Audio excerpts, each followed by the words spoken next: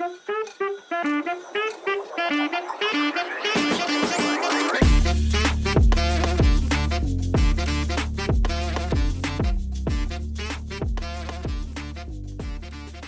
Ashley, welcome to the Hanif J. Williams Show. Thank you. From the outset, our time is limited, and I appreciate you just being here with me today. You know, we were talking off camera in our pre-production, and I really wanted to have a conversation with you because your position, I reached out to you, you were so graceful, so I want to lead off with my gratitude and say thank you to you. My first question to you is, you're a mother, entrepreneur, community activist. Obviously, you're here because you're a judge. How do you navigate the traffic of those intersections? Well, thank you so much, Andy, for having me, and congratulations on your first episode. It's an honor to be here. As far as navigating all of those things, I mean, I think the biggest thing is compartmentalization, essentially, of keeping things where they are. So my first priority is number one, being a woman of God. That's the first thing that's vital to me, and that I try to take through everything else that I do. And then second is being a mother of my two boys that are just turned 3 yesterday, and 8 years old. And so being their mother is definitely my top priority. And then fulfilling my purpose is next. My purpose is not necessarily being a judge. My purpose is to help the most amount of people with the time that I've been given. And in this season, God has me in this role. I'm grateful for that. I'm grateful that I have the opportunity to hopefully effectuate change in our justice system. And I try to do that every day. But the main thing I remember is that it's a title that I can lose at any point. Mm. It's not my identity, but it's, like I said, a great opportunity to try to really help people. And that's what I try to do. It's not judge them, but help them. You know, one of the things that I noticed about you, not only in this few moments here with you just now, is that this humility that's over you. So I just want to sing your praises for a minute because you're not going to do this. Oh, goodness. And I just want to say, you know, so we want to put some respect on your name, obviously. You know, you are National Black Lawyers Top 100, North Carolina Top 40 under 40, 2020, just a few years ago. It's just a long list of things. City of Raleigh Fair Housing Hearing Board Leadership Award you received. You have even a sports shop, you know, a radio show salute that you receive, countless other awards that you receive from your alma mater. You have that as well. Like, how are you able to, and I just heard you talk about God. How are you able to remain humble with all that you have accomplished? And we continue to see the under 40, so we're safe to say that you're under 40. Like, how are you able to do that even though you've accomplished so much in a short amount of time? Well, I truly believe I haven't accomplished anything without him. Mm. That's just the baseline of it. I would not be here without him. I would not be in the position that I'm in. The gifts and talents that I have, I credit it all to him. And I truly believe that anyone that's in this role or any role that you're effectuating any type of change or any place that you have to inspire anyone, you do need to have that sense of humility, because literally, but for the grace of God go I, and I know that, right? And so even when I'm working with individuals that are in very, very challenging situations, I remember that could have been me. Mm. It still could be me. We're all one decision away from being on the other side of that table. And so I just try to be mindful of that with anything that I do. I'm grateful for the awards. I'm so humbled to have received them. But I definitely give all glory where it's due. Mm. I'll be remiss if I didn't acknowledge the fact that we are right here in the middle of Black History Month. Obviously, you have Loxus on the bench that is really a testament to how far we have traveled up until this point. What does November the 17th mean to you? November 17th means of 2017, you mean? Yes. Yeah. So that was the day that I took the bench. And that day represented for me a very historical moment for several reasons. The first being that I grew up in Hickory, North Carolina, which is a very racist area. I grew up with a lot of racism. I grew up being told I'm pretty for a Black girl, I'm smart for a Black girl, whatever, insert this, for a Black girl. There was always like this qualifier to be Black. And when you talk about Black History Month, there was a time that there were people who did not want me to be proud of being Black. Mm. And there was a time that it wasn't that I was not proud, I just didn't know how to navigate the space of being the only Black girl in those areas that I was in, and being made to feel less than and treated like I was less than. And so growing up, that was a lot of what I dealt with. But I'm grateful for my parents who raised me in the church and raised me to know that, God is my source. I am beautiful. I am wonderfully Mm, made. I am capable. I am powerful. All these different things that was passed down to me through my parents. But additionally, my dad was the first Black prosecutor on the western side of North Carolina. And he also dealt with a lot of racism that I saw growing up. But one of the things that he had to face was the fact that he had run for election several times. He had run for elected DA, he had run for judge several times, had not been successful. Um, Even though he was, I would say, the most qualified individual for those roles. And so I remember standing there after I had just been robed by my mom and my dad. And I remember saying to my dad, I stand on your shoulders. mm, mm. Because if he had not taken those risks, done those things, I would not be standing here today. So that moment meant really a lot to me and to my family, in the sense that those times, the rejections, the hurt, the pain, the tears he cried were not in Mm, vain, mhm. because I was standing here and able to take the torch that he passed on to me. And I hope to pass on that torch to other children, including mine. I want to stay in this space with your parents Hmm. for a minute. I lost my father in 2015. He was the greatest human being I've ever met. Hmm. Are you a daddy's girl? I am. I am very much so. Yes, yes. So your dad, obviously, he was in law as well, Hmm. and other members of your family. How much of an influence was that in shaping your decisions in, pursuing law as well? So, funny story is that my dad went to NC State for undergrad, and he went to Central for law school. Mm, And I always wanted to be a doctor growing up. mm, So both of my parents were like, "Go do that, go do that." And so I went to Wake Forest undergrad to go to medical school. That mm, was the plan. And I did biology that first semester and did not go well. And I was like, ugh. But I did not want to be a lawyer because mm, growing up, everybody said, "You're gonna be a lawyer like your dad. You're gonna be a lawyer like your dad." I'm like, mm, "No, I'm gonna be a doctor." He's like, "That's right. She's gonna go do something, whatever she wants to do. I support that." And so it wasn't until my junior year of undergrad that I finally felt like I stopped running. God was like, "Stop mm, running," and I was like, "Okay, Ash, there's three things about yourself that you know. One, you like to talk. Two, you like to argue, and three, you want to help people. mm. So you need to just stop running and go to law school." And so I called my dad up and I said, "Hey, Dad, I'm going to go to law school." And he was like, "Are you sure you want to do that?" And I was like, "Yeah, I think so." And I told him I want to go to Central. And I knew I wanted to be a prosecutor, and that was my goal. I want to do what he did and retired as. And so that's kind of that step and how how I took it. But really, it never came from any type of force. It never came from any type of influence, other than him just being himself, other than him just doing his job, and imparting a lot of those things into me. That I felt like would really help me to be the best attorney that I could be, but never ever anticipating ever being a judge. You're on your bench, you go to your chambers, you go to your parking lot, you're seeing a lot that's taking place. People who are not in the position that you're in, maybe not be as, I don't want to say privileged, but as fortunate and blessed. How are you able to turn that off? So you're going from your bench to your chambers, to your car, to the parking lot, to the car, driving up to your front door. Like, how do you turn that off and seeing all of this? Because your decision affects and impacts people at, you may not see how it Hmm. impacts them. Hmm. So how do you turn that off and how do you manage that? So I think the first thing is, like I said, it's a job. So when the robe comes off, the robe comes off. I'm Ashley. Like right now, I'm off work. I'm Ashley. Yeah. And I think that's important for anybody to remember because there is something called Black Robe Syndrome, which is you put that on and you're thinking everybody's behooved to you at all Mm, times and beholden to you at all times, and you're a king or a queen or whatever else. And I never want to get there at all. But the main thing that I try to remember in anything that I'm doing is always, like I said, to try to get it right and to try to help people. There are several laws I personally don't agree with, right? But when I put that robe on, I am Judge Parker at mm, that point.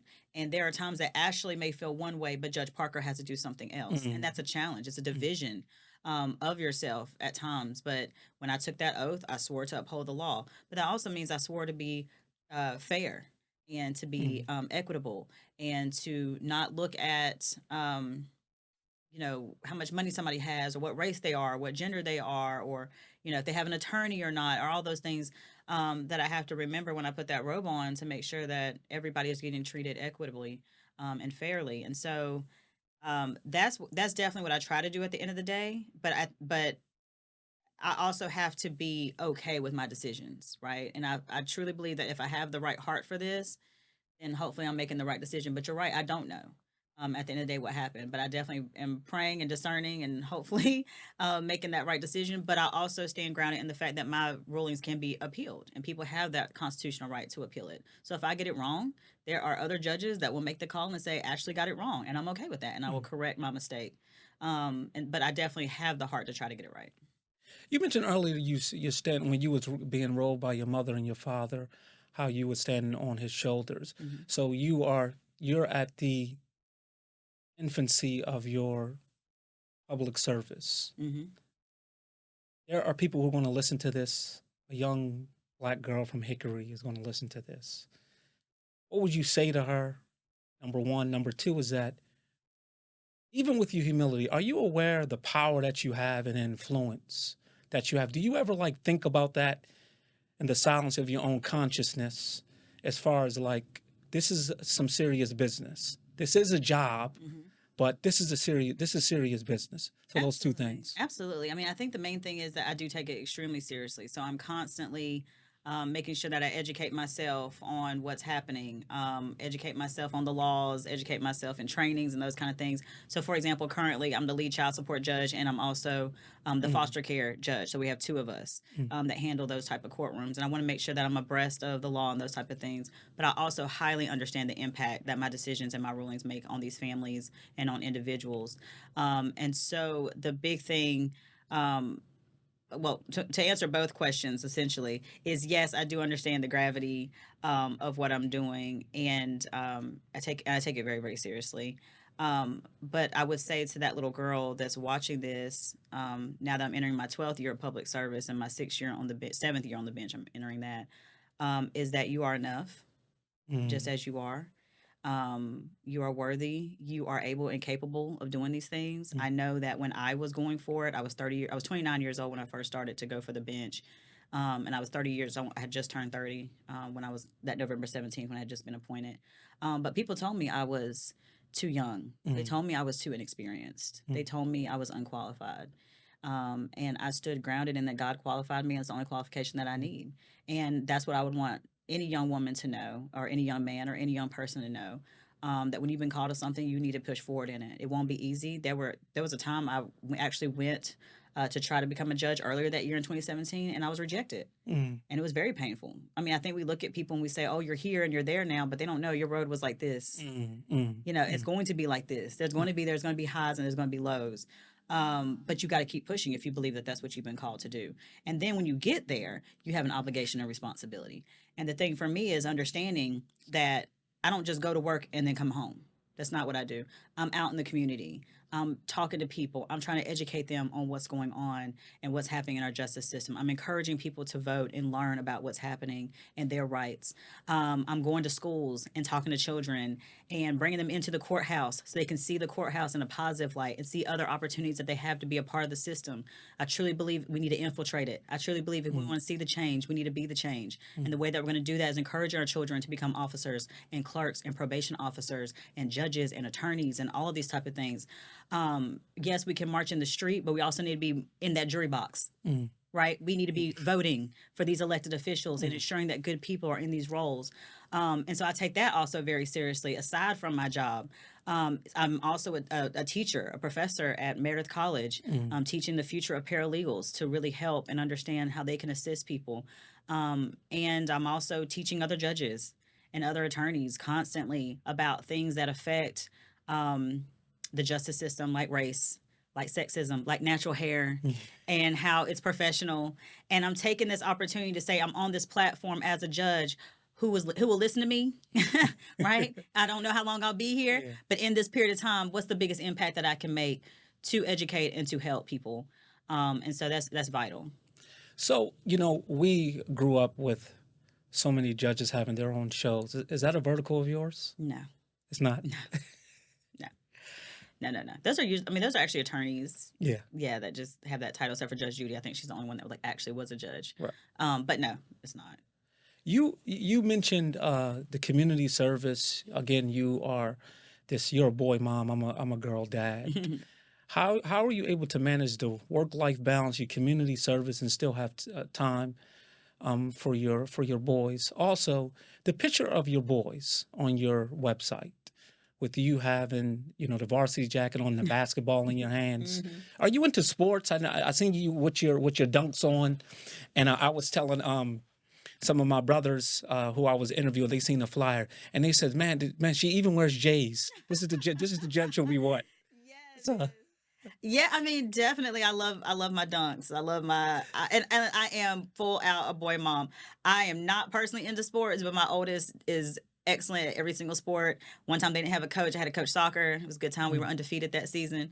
But for my kids, absolutely. I love it. My oldest is definitely into sports. My youngest is a little music baby. And so I'm just trying to, make sure that I'm fostering that sense of that. But I think the best thing about it is that kids are so wonderful. They're so innocent. mm, And I have my two boys, but I also have 400 children that are in my foster care mm, on my foster care docket, and those are my babies too. mm, And I want mm, every opportunity for those children that my mm, children have, and vice versa. Like I want opportunities for our children, like they are literally our future.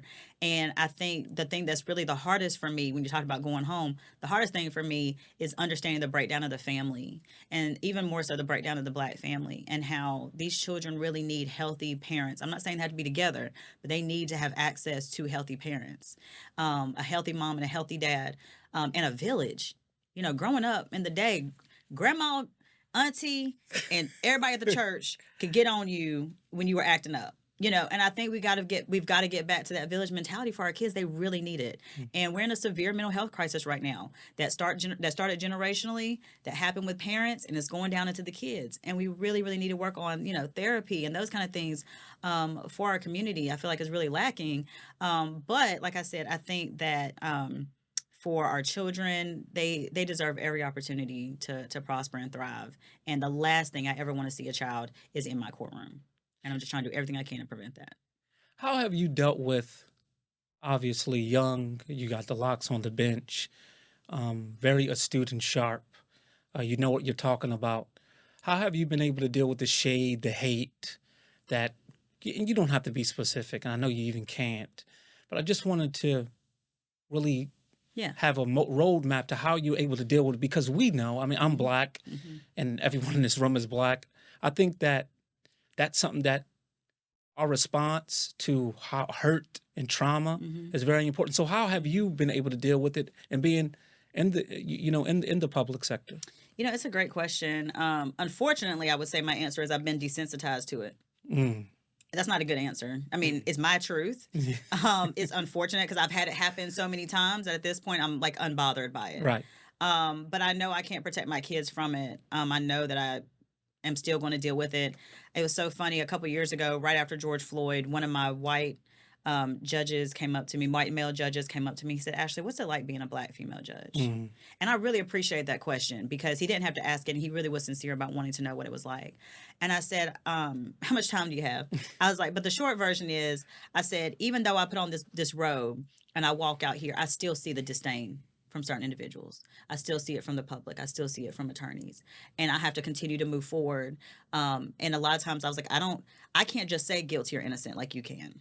Mm. And people just take your word and go Mm. on about their merry day.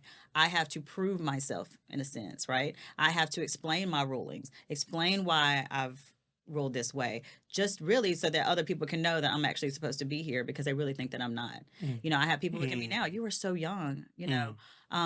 I was actually teaching a class in Oklahoma one time, and the professor in front of this room of people said, do you think you got to where you got to because of how pretty you are? And Mm. I was like, Mm. did you really just minimize me, my looks? Like, are you serious? And I told him, I said, no. I said, in Mm. fact, it's been harder for me Mm. because people don't take me seriously. Pretty privileged, yeah. Yeah, they don't take me seriously. They think that I don't know what I'm talking about. They think I don't know what I'm doing, and I constantly have to show them. But what can end up happening with that is that you really take on that burden, and you have to be careful of that. And instead, I use their underestimation as my secret weapon. Wow. So I use it as my sword and my shield, right? You think I don't know what I'm doing? Watch this. Watch me work. Yeah. Hear me talk, hear me express myself, hear what I have to say, and I promise you I'll change your mind. And if I Mm. don't, I don't care. Mm. And at the end of the day, I'll tell you, early on the bench, I feel like I had to prove myself. I feel like I had to say, okay, you need to listen to me. I'm like a little child, you need to listen to me. Right. It's like nobody's taking me seriously. And now, year 4 and 5, I'm like, look, my order is my order. Yeah. I said what I said. Yeah. It is what I it said what I is. I'm going to said. sign this off. I know you're not happy. I mean, because honestly, you got to be okay with people not liking you as a judge, because it doesn't matter if I give both people what they want or nobody what they want. Somebody's always going to be mad because it's a contentious situation, right? And even if it doesn't matter how fair I am, it doesn't matter if it is fair, people are still not going to be happy with it. But at the end of the day, I'm okay with that. And I'm like, listen, as long as I'm saying this respectfully to you, I'm expressing this, I'm doing the right thing, I'm trying to help you. It's nothing else I can do. I wish you all the best. I'm not going back and forth with you. Your statement, very powerful, Judge Ashley. Your statement, I love this. I'm here. Actually heard you say this before I even went to the website. I'm not here to judge people. I'm here to help people. And I might be screwing it up. No, that's it. But I want you to expound on that. And before you said it, let me say this to you. As I'm sitting here and I'm talking to you, we've been talking for 23 minutes. This incredible firecracker you are. I mean, that's really, there's a saying that is, mountains are made of pebbles. Oh. And, you are, I guess, 5 foot, I don't know. 5'2". And 5'2". Got to give you the 2 inches. Yes, yes. And you just have all of this, you're like a locomotive. Oh. And you have this light. So I really appreciate that. But that statement there, Mm-hmm. and I was like, wow, that is a powerful. I actually wrote it down. Then I went to the website, had opportunity to actually see it on your website. Can you expound on that for a minute? Absolutely. I think that, when you hear the title judge, you assume they are here to judge me, right? And a lot of people are not wrong in feeling like that. And I want to be very clear that people have had really, really, really bad experiences in the justice system and unfair experiences in the justice system. I acknowledge that 100%. And so when I took on this role and I said that I wanted to be a judge, I wanted to make sure that people felt seen and felt heard, because I knew what it felt like going back to my past and growing up. I knew what it felt like to not be seen and to not be heard, right? And so I really want to I don't want to say disengage, but I want to bring people down to understand that judges are human people. Mm-hmm. That's why I stand firm on it's a job, it's a title. I run every 4 years. I can lose my seat, right? Y'all have an opportunity. The people are who I work for. I'm a public servant. I am a servant. I am serving you in this role to help you. And I think that's where I wanted to change that dynamic. I mean, whether it's going back to the humility piece or not, but I am a servant. And the issue is that it's not necessarily an issue, but you and whoever else cannot solve your problem. So my job is to help you solve this problem. And that's generally, with a family court case or a civil case or whatever it is, child support, whatever that issue is, that problem is, right? But even on a criminal side, I consider myself a rehabilitative judge. No, I do not have the ability to determine your guilt or innocence based on my discretion. That is what the law says, and I have to follow it, period. Like I said, there's times I'm like, Ashley knows you did it, but the state was not able to prove it beyond a reasonable doubt, So I find you not guilty, even though everybody in this room knows that you did it. I don't have the discretion with that. Where I do get the discretion and where I do get to really help people, even that have made a mistake in a criminal courtroom, is how do I prevent you from being back here again? That's my goal. So we have a dialogue and a discussion. What has worked before? What has not worked before? Right? How do I prevent you from being back here again? So while I have guidelines that I have to follow, I get to get a little creative in there, and I enjoy that. So for example, if you're in there for some type of drug use issue, right? Okay, generally it would say probation is not for everybody. Obviously, jail's not for everybody. Fines are not for everybody. All right, let's figure out what's going on here. Well, if you went to prison before and it's not working, maybe we need to do probation, right? Let's have a talk about that. How did probation work out for you? Well, I actually did pretty good on probation. Okay, well, let's figure this out, But on top of that, what did you have to do on probation? What was required of you? And a lot of times what happens is it's just a substance abuse assessment and treatment. Okay. That didn't obviously work, right? You went to this assessment, you took a couple classes. We're still here again because you're looking at me. I'm looking at you, looking at me, looking at you, right? So what I know is that we need to get to the root of the problem. So instead of just ordering you to do a substance abuse assessment, you need to go into mental health treatment and therapy. Let's figure out let's get to the root of the issue. Let's diagnose that. And that has really worked out successfully. I'm not the only one that does this. I'm not like, there's judges all across the state doing great work. But that is just something that I'm really, really big on, is getting to the root of the issue, because I don't want you to be here again. Mm, right? And I just think that takes the time to work with somebody, and that's the point of it, is just say, I'm here to help. mm. And that's what I think is important. I think that's so important. Your altruistic spirit is even manifesting while you're sitting on the bench. What's on your playlist right now? It depends on the day. So right now, in my car, Gracie's Corner is playing on repeat, because when the boys are in the car, is Gracie's Corner on Pandora. When they're not in the car, it's probably gonna be 90s R&B is Mm, playing. If I'm getting dressed, it's probably gonna be Meg The Stallion radio playing. right. So it just depends, but I would say um, generally speaking, it would be like Leandria Johnson radio is playing. So I've got Right. some kind of gospel going, especially when I'm on my way to work. If I'm not listening to Gracie's Corner when the boys are with me, just because I just want to get in the right mindset. This is extremely draining job, Mm, extremely draining, generally thankless job.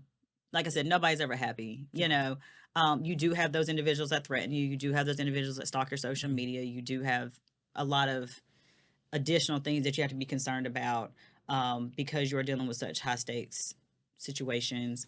But I just want to make sure my head is right. And so generally it would say some type of gospel station with the other things. When's the last time you cried? Uh Probably last week. I don't know. I don't know. Was it last week? I don't know. Yeah. That's a good question. Yeah. I don't know, probably last week. Yeah. Or 3 weeks ago. Yeah. Yeah. Do you mind sharing what it was for? I don't even know. Yeah. I think I'm a very emotional person, like, Yeah. as far as just like, oh, you know what? I did cry last week. I cried last week, Yeah. and it was because of a case. And Okay. I cried on the bench, Wow. and I don't do that. Wow. Because I definitely keep it together and but this situation was so, and I can't talk about it, but this situation was so, is a domestic violence situation, and it was so obvious what had happened. Mm. And my heart just broke. It just broke for her. And so she's crying looking at me, I'm crying looking at her. And that was troubling, especially when you're talking about our foster care system. That I cry in that courtroom a whole lot more. I cry when we're giving kids back to their parents and we're excited and we're hugging it out.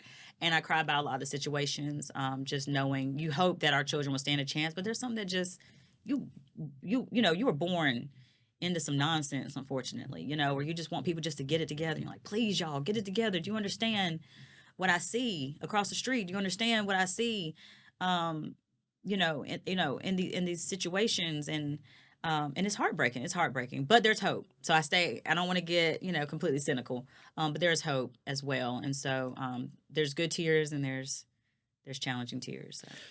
For the past 6 years, you've had an elevated view of the landscape, both figuratively and literally. Yeah. With the disparity within our community, what are some things that you see? And I know you're in the community, you're educating, you talk about Meredith College, and really appreciate you doing that. My daughter wants to be a lawyer. She actually was going to be here today. And when she seen this flyer, she went crazy. But she's in the community college. She has a program she's doing. Hopefully, Okay. if we're able to, Absolutely. if you want to spend a block with me, or if I can come, she can shadow you, can set that up. So with this elevated view that you have and the racial disparity, what are some things that you see that we can do as a community to help with that? This sounds so cliche, but it is the 100% truth, is to vote. Mm. Like I said, I'm an elected official. I'm up every 4 years, right? Other judges are up every 8 years. But people forget about the back of the ballot. We're literally the bottom of the back of the ballot. Mm. Everybody's so worried about presidential races. Everybody's so worried about these national races, or not, not voting at all, or worried about that.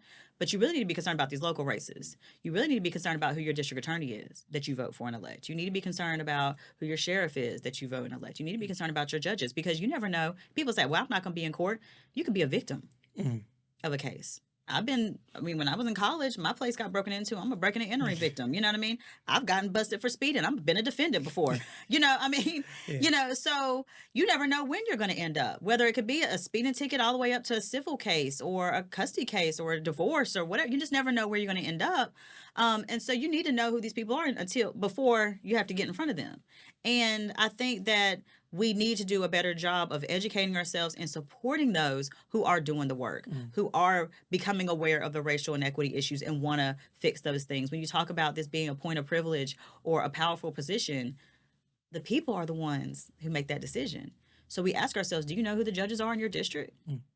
Do you know who the Supreme Court justices are, the Court of Appeals judges are? Do you know who the clerk of court is that you elect and vote, and how efficient are they and what they're doing? Like I said, the district attorney is the one who's the most powerful person in the courtroom. When we talk about 98% of cases going to plea Mm, and not being tried, then the plea deals need to be done equitably and ensure mm, that no matter, if the person has an attorney, doesn't, race, color, blue, black, purple, green, mm, that they are getting the same deal, right? Do we know who that person is? Our legislators, these are the ones that are making the laws. Do we know who these individuals mm, are that are making these laws that judges then have to follow? mm, Right? And so I really think that as a community, we've got to get educated on who these individuals are. The mayor and the city council, appoints the chief of police for the mm, city, mm, for whatever city you live in, mm, right? Who are these people? Who are they picking? mm, All of these things really matter. So I think that's one of the biggest things that we can do. And the other thing is jury duty and not mm. avoiding it. Because at the end of the day, people are like, I don't want to go to jury duty. I don't want to do this. And I'm like, listen, let me be clear. If you are fair and you know how to listen and you want to do the right thing, I'm going to need you to sit on that jury. Because if not, if you're not in that seat because you avoided it and put in an excuse, somebody who's not going to do those same things are going to be sitting in that seat. And then you're going to be in the news, watching the news, like, I don't know how we got here. How did we get here? How did this happen? Well, you weren't there. Mm. Are we showing up in the system in the ways that we can really make a difference? I want to pivot real quick as far as call yourself a fitness mom. I think that's what you Fit said. mom. Fit mom, you're a fit mom. How important is, not only just for you being a Black woman, that health and wellness is? How important is that to Oh, you? it's vital. It's absolutely vital. I mean, honestly, I work out because it's my mental health break, Release. Yeah. release, in addition to therapy. I don't tell anybody to do anything I'm not doing myself. So if I'm You go gonna, to therapy? absolutely, Wow. absolutely, This is my son goes to therapy. yeah. Absolutely, Yeah. absolutely. Like I said, I'm not going to tell anybody to do anything that I'm not doing. Right. I mean, I need to be living my truth, Mm, right? I need to be living my mm, reality. mm, And so I tell people, even on the bench, I'm like, listen, I'm gonna, I think you need to do this mental health treatment and therapy. I love my therapist. I don't have a problem saying that. right. I am not ashamed. We need to destigmatize these Mm, things that are really harming the community. I'm like Jesus and therapy, yeah. Christ and counseling. Like I don't, whatever it is for you, I don't have a problem with being honest and transparent about anything for me. And so yes, that has self care is key. The little things I like to do to make myself feel pretty or whatever. I don't have a problem doing those things, and I think that we definitely have to prioritize our mental health, especially when you're working a job that's like this, and being a single mom. It's not easy, and so I definitely got to make sure I take care of myself so I can take care of everybody else. Again, we mentioned at the outset that we are in Black History Month. Who were some Black historical figures, and we don't even have to say historical, it could be current, that really have inspired you? So the two are family members actually. So my Mm, dad was the one. My mom is another one, that's awesome. who's amazing. She's like, those are two of my biggest cheerleaders. I mean, ever. Anytime I'm doing something, they're like, I'm right there. I got to speak next week in Winston. They're like, I'm coming. Mm, They are amazing. So those two individuals, and then my cousin, Ola Lewis. She was a senior resident Superior Court judge in Brunswick County, mm, and she was the longest serving woman judge before she passed away. She started when she was 26, wow. and she passed away in her early 50s. And she has the Brunswick County Courthouse named after her. So she Mm, was the first wow. Black person to have a courthouse in the state of North Carolina named after her. And she's just a big deal. And I hear her all the time saying, all right, Ashley, what are you doing? Or Ashley, I just feel her spirit with me. And so those three individuals are really the most impactful people to me in my Black history. And I'm just blessed that I'm related to them, and can and share ancestors with them. Someone said to me, and within our community, we have this baby mama, baby father drama type Mm, situation. And if you can't answer that, that's fine. But some people say that it's better to just talk it out. If we can agree with it hmm not being in court, then let's do that. hmm Because when you go to court, you kind of like lose your control and the power. Absolutely. What will be of course, you can't give advice, but what will be your disposition on that? Oh, I tell people all the time. I said, listen, the two of y'all need to try to work it out as much as you can, because I don't know you from Adam. Yeah. I don't know your child if they walked in this door. So the best, and like I said, I literally tell people this at the beginning of the court session. It is so much better for you two to work it out and figure out what you can do than it is for me to tell you. Mm. Because I believe that if people can consent or come together, you can figure out what works best for you, whatever your situation is, your custody situation, your child support, whatever it is. But if I have to come in and intervene, I'm going to do what's best for your child, but it may not be what's best for y'all. It may not work for your schedule. It may not be convenient, whatever else. So I highly, highly, highly recommend that people try to work it out, but then have that judgment signed, that consent order signed by a judge so that you have that order that you can now enforce. So there are ways to have mediation. There are ways to work out a consent on your own and then submit that to the court to have a judge sign it. And we're happy to do it. My daughter Ruhani Bibi Kalaruhi, she's gonna see this, and other black. She's 16 years old, and other young girls of minority. What would you say to them? The steps in order to pursue law, to hopefully one day become a judge. Like, what are some of the things that you would tell them? I mean, I would say definitely to pray about your purpose first and foremost. You want to make sure that you're walking That's in good. alignment. That's good. Of That's anything good, that you want Judge to do. Ashley. It's not about That's what we good. want to do because I want to be a doctor. Your girl should have been a radiologist right now, making a whole lot of making $500,000, $600,000 right now. I should be. That's good. So the first thing is to pray about your purpose. That's good. Because the last thing that you want to do is expend money, time, and resources on something that you are not called to do. And law is not for everybody. I'm just going to be honest. And there are some people who go to law school and do not make it out. If you feel like that is what your purpose is, then the first thing I would say is you want to try to get internships or unpaid internships, shadow opportunities, those kind of things to see. There are so many different facets of law. You don't have to be a litigator. You don't have to be in a courthouse. You could be a teacher. I have friends who's a city manager. I mean, there's people who are teaching. I mean, there are people who don't do practice law at all, but have that law degree. So there's so many different ways that you can use that degree. That's very helpful. And so you also probably want to figure out what do you want to do, but stay open. Right. I tell them stay open. The other thing I would say is when you get to college, do not feel like you have to be a political science major. Do not feel like you have to be a history major. Do not feel like you have to be an English major. Do what you want to do in college. Be whatever major you want to be. You want to do music? Be music. You want to do science? Do science. Whatever you want to do. Sociology, whatever. I was a psych major. So, and they love that. Wow. Law schools love creative, backgrounds or whatever, right? Because it can all help you later. Every experience you have will help you later, I believe.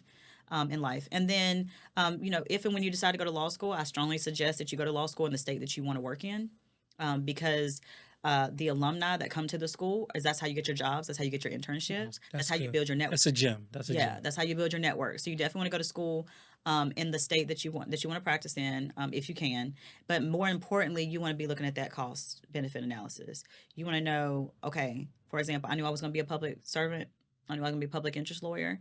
I knew that, when you work for the government, you don't make a whole lot of money. I'm not going to a school that's going to have a whole bunch of student loan debt, right? So I went to a school that specializes in that, which is Central, which is, it was inexpensive, or reasonably priced. I'm not saying inexpensive, reasonably priced, but also set me up to go into that field. If you want to do corporate law, you might want to go to a Harvard or Yale or something like that, or whatever, or a Carolina or a Duke or those kind of things. So you just want to be mindful of kind of what you think you might want to do. But when you get in law school, you might switch it up. And when you become practicing, you switch it up. One example I give is in law school, I hated civil procedure. Now I'm teaching it. And I do it every day. I do civil procedure. I went to the Attorney General's office. I was representing the DMV.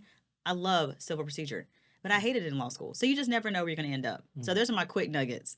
But definitely making sure that you know that this is what you are called to do, not what you want to do. Tomorrow, you're looking in the mirror, looking back at you as the youngest. It's Valentine's Day tomorrow. I love me. Tomorrow, you're looking in the mirror, looking back at you as a young Ashley Parker. Yep. What are some of the 3 things that you'll tell her? The first thing is what I said earlier. You are enough, because I did not feel like I was enough. Number 2, you are beautiful, period. And it's not about looks. It's not about outward, appearance. You're beautifully and wonderfully made. And third, the biggest thing for me was if I died tomorrow, have I fulfilled something? Have I done something that was impactful for somebody? And I feel like I've done that. That organ needs to be playing right now. Yeah, sure. I feel like I have. I feel like I have. One of the things that I am most proud of, other than my children, was establishing the Wake County Legal Support Center Mm. that started January of last year. And the quick story of that was, Congratulations too. thank you. The quick story of that was I became a judge because for several reasons, but also one day I think I told you I was the only black. I don't know if I told you, but I was the only black DA in Wake County in Yeah, yeah, 2012, yeah. black female. Yeah. And one day I looked down the courtroom. The courtroom looked like me. I realized the bench did not have a black female district court judge Wow. except for one, and she was in family court. And so I got on the bench thinking I was going to be a criminal black female. I was going to be in that courtroom because that's where the community was. Well, my chief assigns me to courtrooms. He says, Ashley, you're going to go into the family courtroom. And I was like, I don't know anything about that other than the fact that I'm married, and I have children, whatever. Right. And he was like, yep, well, that's where you're going to go. And I was like, okay, fine. Thinking I'm not going to make a big impact in here. Well, when I got over there was when I saw that the reason that kids were ending up in the criminal justice system, or young adults were ending up in the criminal justice, or adults were ending up in the criminal justice system, was the breakdown of the family. And what was ended up happening when I was in the child support courtroom was that so many fathers were generally saying, she won't let me see my kid. She won't let me see my kid. Mm. And I would say, well, okay, sir, go downstairs, get a packet. Somebody will, and bring, and then somebody in a black robe will tell her how often you can see your child. Because like I said, I talked about access. Yeah. I feel like that was important. Well, I would pat myself on the back like, oh yeah, girl, you've helped the community being everybody, because it didn't matter what race they were. I would tell them the same information. But then they would come back a couple months later and they would say, Judge, I don't understand. I said, did you do it? They were like, I tried. I couldn't understand it. I didn't know how to fill out this packet. And it broke my heart because I could not do it with them. I couldn't show them how to do it. It's outside of what I'm allowed to do. And so the establishment of the Wake County Legal Support Center was to help people fill out these packets, to get access to their kids, to get help with their housing. Landlords and tenants can come in. Anybody, it doesn't matter how much money you make, it doesn't matter what your race is, it doesn't matter any of those things. You can get free legal information to help you fill out these packets. Attorneys have come in and now given free legal advice. They're doing clinics all across the county, going in and teaching people, what to expect when you go to court. What are your rights? We have Spanish-speaking folks down there.